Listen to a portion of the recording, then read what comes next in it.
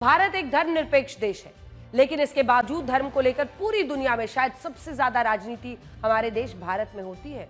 इस बात को आप छत्तीसगढ़ की इस खबर से भी समझ सकते हैं। छत्तीसगढ़ के वक्फ बोर्ड ने 15 अगस्त को 78वें स्वतंत्रता दिवस के मौके पर राज्य की सभी मस्जिद, मदरसों, दरगाहों के मुख्य द्वार पर तिरंगा फहराने का आदेश दिया। मैं आपको अब इस आदेश की एक कॉपी दिखाती हूं। मेरे हाथ में इस आदेश की भी एक कॉपी है, ये जो हम आपको स्क्रीन पर भी दिखा रहे हैं। और इसमें क्या लिखा है मैं आपको जरा पढ़कर बताती हूं, क्योंकि इसमें लिखा है कि आप 78वां स्वतंत्रता दिवस मनाया जाएगा। इस राष्ट्रीय पर्व के पावन अवसर पर छत्तीसगढ़ राज्य में स्थित सभी मस्जिद, मदरसा, दरगाह के मुख्य द्वार पर राष्ट्रीय ध्वज का ध्वजारोहण किया जावे। इसमें क्या गड़बड़ है, इसमें क्या गलत है? जिस देश में हम रहते हैं, जिस देश का नमक खाते हैं, जहां की हवा में सांस लेते हैं, उस देश का तिरंगा तो सीने से लगाया जा सकता है।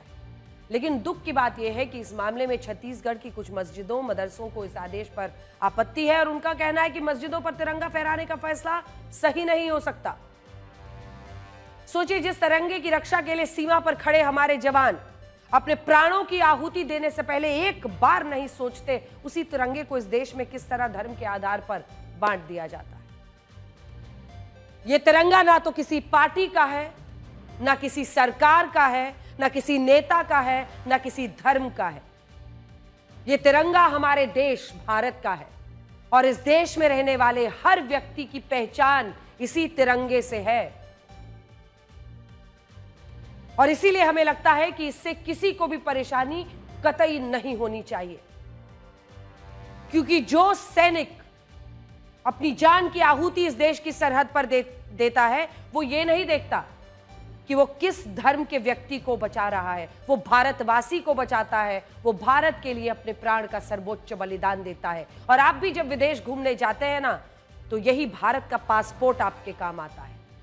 अगर इसके बाद भी कोई ये कहता है कि तिरंगा कोई इस्लामिक प्रतीक नहीं है और मुसलमान तिरंगे को फहराने के लिए मजबूर नहीं है, उन्हें ये तस्वीरें देखनी चाहिए। दुनिया में एक भी मुस्लिम देश ऐसा नहीं है जहां के नागरिक अपने देश का राष्ट्रीय ध्वज फहराने से इनकार करते हैं। और भारत में भी पहली बार ऐसा नहीं हो रहा है जब वक्फ बोर्ड ने मस्जिदों और मदरसों पर तिरंगा फहराने का आदेश दिया है। तमाम मुल्क ऐसे हैं। ये तुर्की की आप तस्वीरें देख रहे हैं, अलग अलग देशों की तस्वीरें देख रहे हैं, जहां की मस्जिदों पर उन देशों के झंडों को लहराया जाता है, गर्व के साथ लहराया जाता है। फिर भारत में क्यों परहेज? 26 जनवरी 2020 को गणतंत्र दिवस के मौके पर वक्फ बोर्ड के ही आदेश पर केरल की 10,000 मस्जिदों के मुख्य द्वार पर तिरंगा फहराया गया था और उस वक्त ऐसा करने से इस्लाम धर्म को कोई नुकसान नहीं पहुंचा था। यहां एक बड़ी बात यह भी है कि हमारे देश में ऐसा क्यों है कि यहां तिरंगा फहराने के लिए आदेश जारी करने पड़ते हैं। आप खुद सोचिए कि क्या इस देश में बिना आदेश के हमें स्वतंत्रता दिवस के मौके पर तिरंगा नहीं फहराना चाहिए? लेकिन हमारे देश में तो इस पर भी विवाद हो जाता है। तिरंगा हमारा मान, सम्मान, अभिमान का प्रतीक है। राष्ट्रीय पर्व मनाना चाहिए। राष्ट्रीय पर्व के लिए हर मस्जिद के मुतवल्ली को दिशा निर्देश दिया गया है कि मस्जिद के परिसर या मस्जिद के मुख्य द्वार में ध्वजारोहण होना चाहिए, क्योंकि जो तिरंगा का सम्मान नहीं करेगा और जो देश का सम्मान नहीं करेगा, ऐसे लोगों को देश में रहने का अधिकार नहीं है। देश की आज़ादी के पीछे सब लोग का योगदान था, तो तिरंगा फहराने में क्या थे?